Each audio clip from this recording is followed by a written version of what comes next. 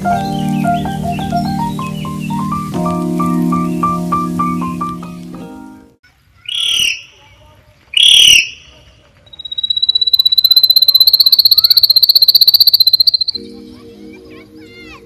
দেখো কার বুড়ি হাঁটছে, এই যা আমার বুড়ি। গুড মর্নিং, গুড মর্নিং বলে দাও তো শোনা। কেন একবার বলো গুড মর্নিং। হাই ফ্রেন্ডস, এই দুদিন হলো ঈদ কেটেছে। আশা করবো আপনাদের প্রত্যেকের ঈদ খুব ভালো কেটেছে। আমাদেরও ঈদ খুব ভালো কেটেছে, কিন্তু এখানে দেখতেই পাচ্ছেন একটা দুর্ঘটনা ঘটে যেত। হঠাৎ করে গ্যাস পাইপটা থেকে প্রচণ্ড হারে গ্যাস লিক করছিল, তাই ওটা চেঞ্জ করার জন্য দাদাকে ডাকা হয়েছিল। তাই আজকে সকাল সকাল ডাল ভাত আর আলু পোস্ত রান্না করেছি। বেশি কিছু রান্না করা সম্ভব হয়নি। এখন তো দুপুরবেলা, তাই দুই ভাই বোনে ঘুমাচ্ছিল। গ্যাস পাইপটা ওদিকে লাগানোর জন্য গেছি বাইরে, আওয়াজ হয়েছে সিলিন্ডারের, ও উঠে পড়েছে, তাই আবার এসেছি ওকে ঘুম পাড়ানোর জন্যে। আজ সন্ধ্যের সময় ওদেরকে নিয়ে একটু বেরোবো। এই দেখুন আমার অ্যাঞ্জেল পুরো রেডি হয়ে গেছে ড্রেস পরে।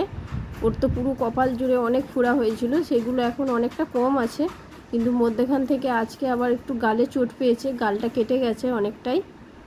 আমি ওর ভিডিও করছি দেখে লুকিয়ে পড়েছিল মায়ের পিছনে, কিছুতেই ভিডিও করতে দেবে না। মাথার চুলগুলো ক্লিপ লাগিয়ে দিয়েছিলাম, ও তো ওগুলো খোলার জন্যই ব্যস্ত। দেখুন বারবার কীরকম চুলে হাত দিচ্ছে। আজকে আমরা তিনজনে যাব একসঙ্গে, ছেলে আমাদের সঙ্গে যাচ্ছে না, ও আমাদের পাড়ার মাঠে আছে, আর আমরা যাব পাশের পাড়ায় একটা মেলা বসেছে সেখানেই।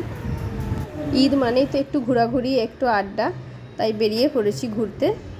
অন্যান্য জায়গায় তো শুধুমাত্র ঈদের দিনই ঘোরাঘুরি চলে, কিন্তু আমাদের এখানে 4 থেকে 5 দিন পর্যন্ত আমাদের পাড়ায় আশেপাশে পাড়ায় সব মেলা থাকে, কিছু প্রোগ্রামও হয়, তাই আমাদের ঘোরাঘুরিটা একটু বেশি হয়ে যায়।